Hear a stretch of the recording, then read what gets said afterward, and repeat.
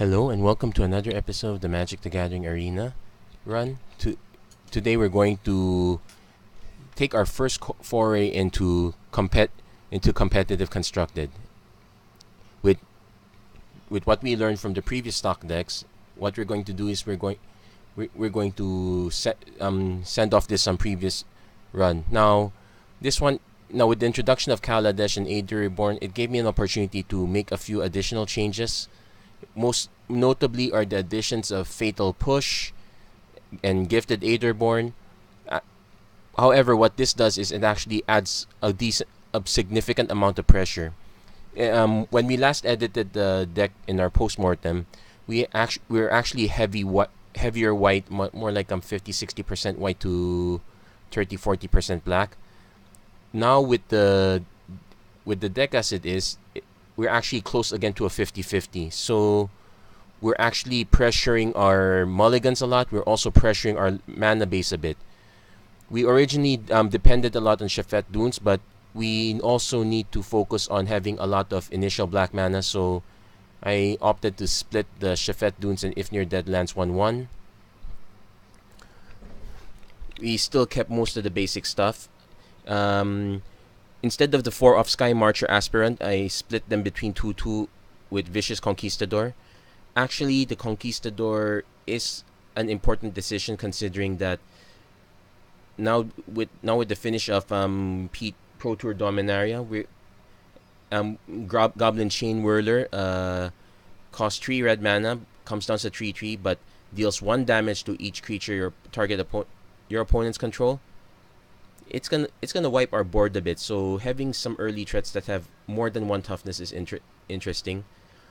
I actually tested the deck a little bit, and Vicious Conquistador plus a few Legion Lieutenants actually does quite well holding off knights.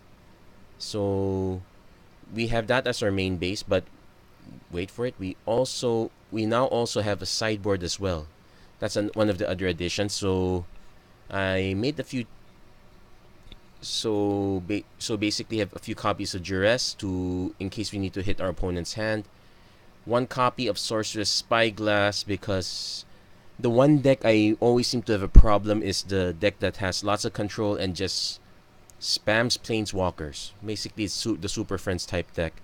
Sure, we have some resiliency thanks to our castouts and additional Ixalan's bindings, but having a Sorceress Spyglass doesn't hurt that much.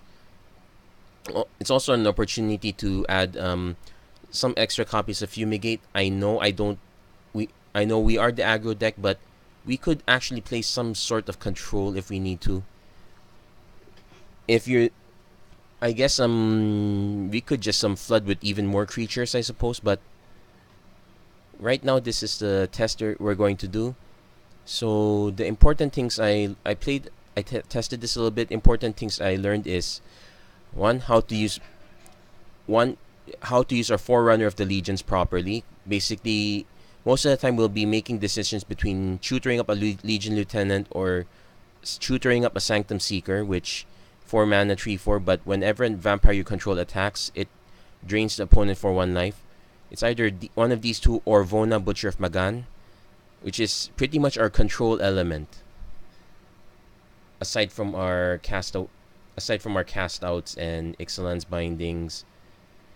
Fatal Push, I'm leaving this in here for now because it is very cheap and it's quite good against things like it's actually quite good against things like Scarab God tokens. Well, except that those tokens copy the mana cost as well, if I'm not mistaken. Nope, doesn't work against Scarab God tokens. It does work against a bunch of other stuff. We can easily just chip in, sacrifice one of our tokens. We've kind of streamlined the deck a little bit, but otherwise this is what we're going to be running with. I'm not too sure how well we're going to do.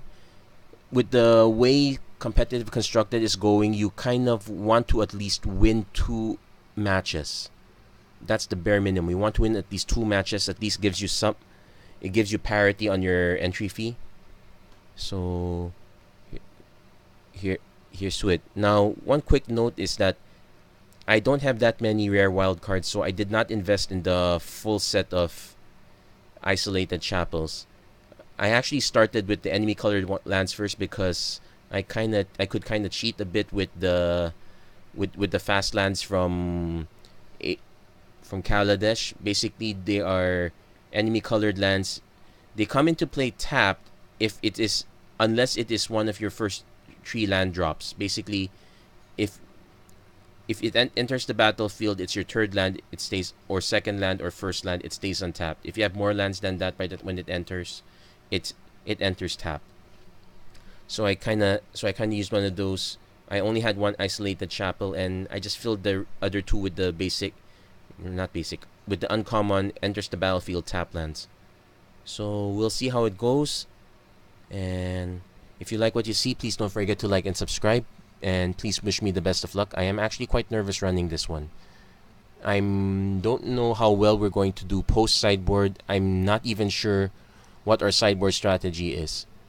But I guess we could make this a basic learning experience. I didn't burn that many wild cards in making the adjustments here. So anyway, that's the deck. Let's see how it goes. Hope to see you guys again later.